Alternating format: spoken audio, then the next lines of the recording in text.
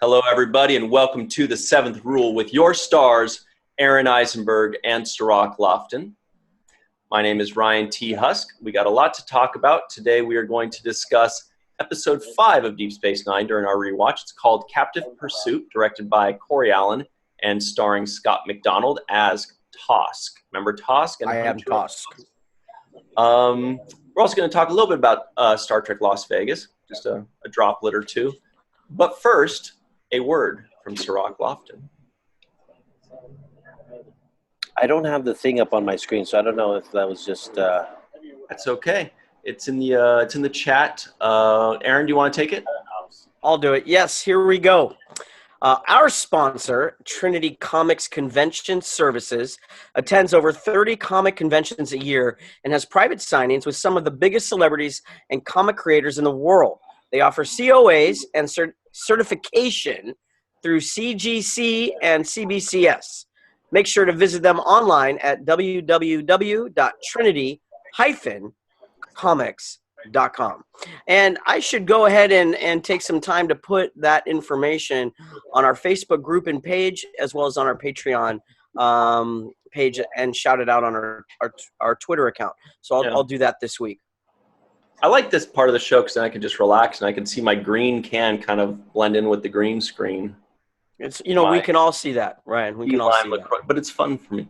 Also, a quick note for those of you that are watching the video portion. For those of you that are watching or listening via audio, you're going to have to take our word for it. But I've got a picture here behind me of the whole Deep Space Nine crew. And everybody's looking great. Quark's in character. Kira, Odo's being stoic. O'Brien had some bad ham and cheese croissants. But somebody's being very naughty right behind me. Look at that. My favorite shot. That is good. What were you thinking at that point? Like, something nobody else knows right now? I don't know what I'm thinking, actually. I don't know where they caught me. I think they caught me mid-look. Oh, I love it. It's crazy. That's why you don't put your chin down on certain photos. I think you were trying to do blue steel. That's what I think. A little blue steel. I think that might have been. Oh yeah.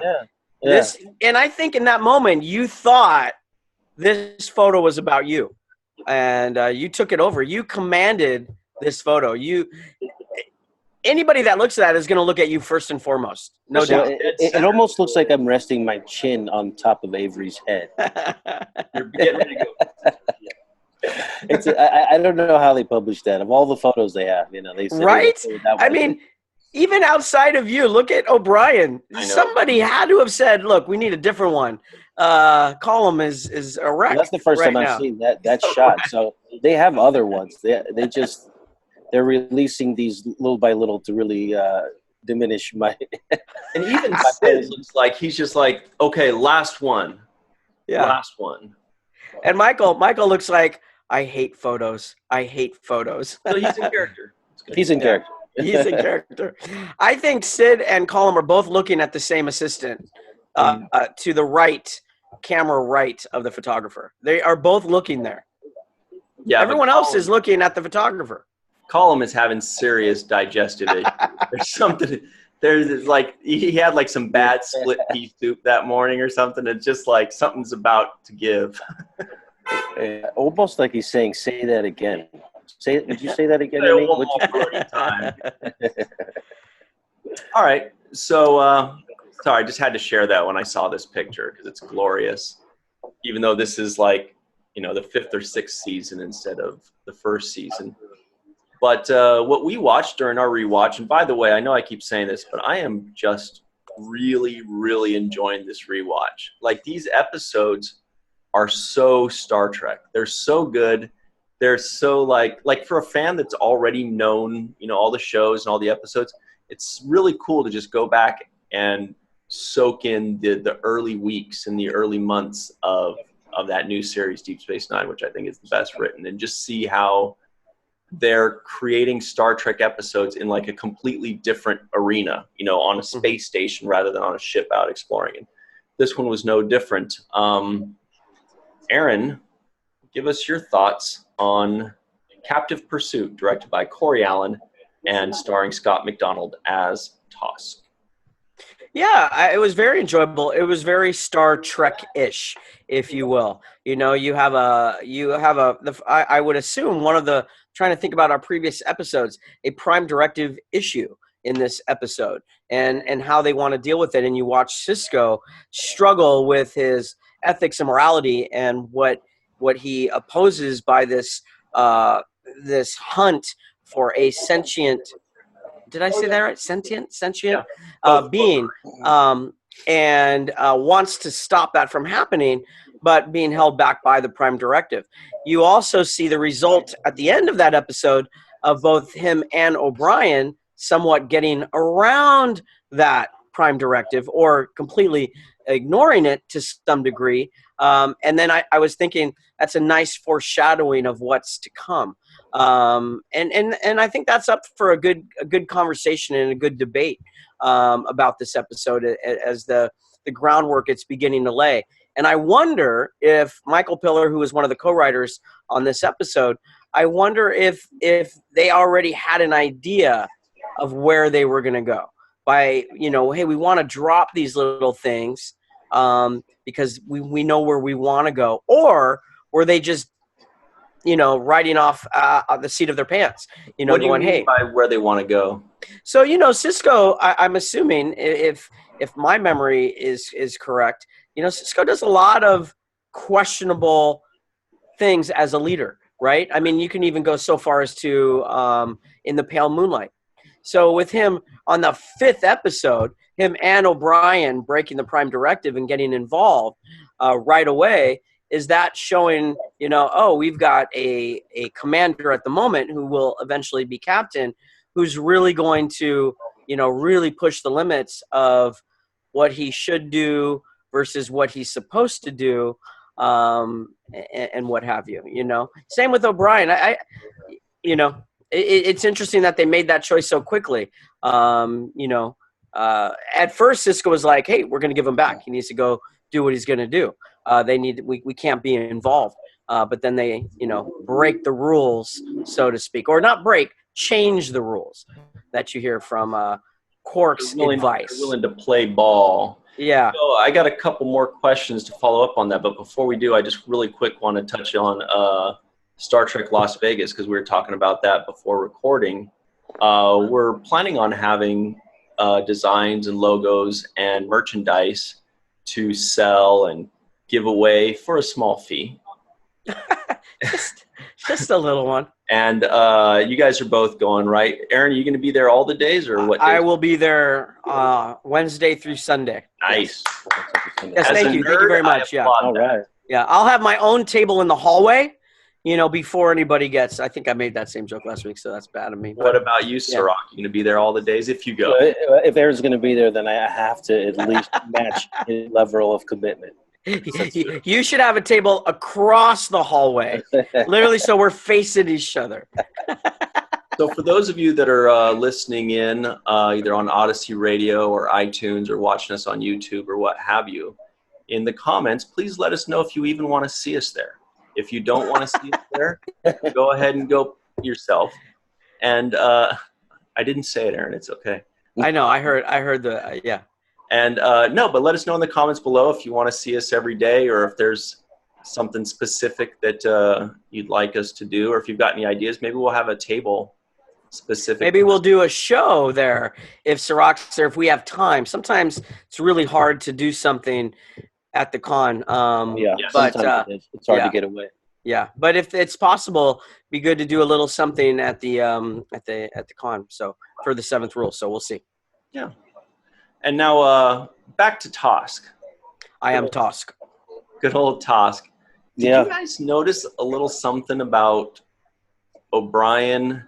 Because I've heard this in the past, and upon rewatching, it's true. O'Brien is kind of the bigot of the show. Like I remember in the past, he's racist against Cardassians. He's always calling them Cardies, all Cardassian, and like the Klingons are also very racist. Like, I cannot believe even a Romulan would do something like that. It's like accepted racism, or maybe it's speciesism, I guess. Maybe discrimination. Yeah, and it's certainly prejudice. And O'Brien, Quark, he says, "Hey, barkeep, blah blah blah blah blah," and Quark says, "Oh, don't call me that. I don't like that name." And O'Brien goes, "Whatever, barkeep." Like, wow, that's very Starfleet of you. He just asked you not to call him that, and he just threw it back in his face and then says it a third time at the end of the episode. I thought that was funny. I thought it was funny. That's how. And I thought Armin's Yeah. performance in delivering "I'm not a barkeep" was spot on. Yeah, totally. Yeah, there's a few things that I could say about that. Well, for one, just my understanding of racism and how it works, it doesn't necessarily mean that you have an opinion about a person or the group of people so much as so that you act differently according to that opinion. So you mistreat people or you don't give them opportunities. That would be more of the act of racism. So I think that in this case, I think O'Brien just has his strong opinions about things because of his experiences. I don't necessarily look at it like he's actively engaging in a smear campaign or being against, the Cardassians. I think that's just his experience dealing with them, and so he's just formed that opinion. But there's other things about this episode that I thought were interesting. You highlighted it earlier, Aaron, when you talked about the decisions that Captain Sisko has to make about his ethics and morality. Mm-hmm. And one of the big things I think that distinguishes this show, which I kept talking about during our analysis of Discovery, and I felt that Discovery didn't bring enough morality issues into the fold, and their stories played out in sequences of action, sequences of these little dramas, beefs or dramas and relationships, but not so much as morality and what is the moral thing to do, what is the right and wrong. And I think Deep Space Nine really attacks those things head on. And one of the things that I see is I don't want to look at the show through the lens of having seen 7 seasons already. I want to look at it as if we're just watching now the 6th episode. And so when I look at it in that way, I see the contrast between how Sisko treated Odo in the earlier episode when Odo wanted to go after the killer on the ship. Mm-hmm. And he wanted to take judgment and take actions into his own hand, take the law into his own hand. And Sisko was adamantly against that. He was adamantly against Odo making a decision to go after this guy. He said that guy has his rights and he deserves to, basically innocent before proven guilty type of mindset. Right. And now you see where Sisko's willing to now play around the rules as opposed to sticking to the rules and sticking to that letter of law. He's now able to kind of be more lenient and making decisions in a moral lens of, once again, looking through a moral lens, Mm-hmm. So he's always kind of accepting like this moral lens. What is the right thing to do in a situation?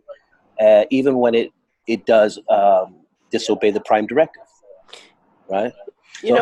It's not, just real quick, Aaron, that's the thing is they almost made the case, O'Brien did, that because to us watching it, yeah, that's disobeying the Prime Directive, but O'Brien almost made the case to where there's a gray area to say, like, we're not breaking the Prime Directive because these guys are they want to hunt him. He wants to be hunted.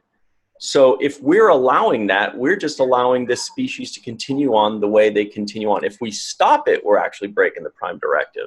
That's, so they were able to kind of bend the rules, and Sisko was kind of like, officially I disapprove, but personally I totally agree. And he's willing to be a little less rigid with the rules and just kind of make a judgment call, because there are exceptions here, especially these rules were made in place before they ever met this alien race. And when you meet this new alien race, suddenly you might think, okay, maybe this rule doesn't 100% apply to everything all the time. Anyway, what were you saying, Aaron?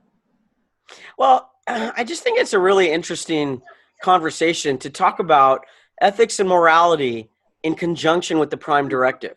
Yeah. If you are a blind Federation I shouldn't say blind. That's not the right way to say it. But if you were following Federation protocol and rules of the Prime Directive, that the idea behind that is that you correct me if I'm wrong or elaborate, Ryan, for me, because I may not express it correctly. But basically, the idea is not to get involved and not to change the course of a new civilization, species, or whatever, not to get involved to the point of changing or altering their course or their life in the way that it's going.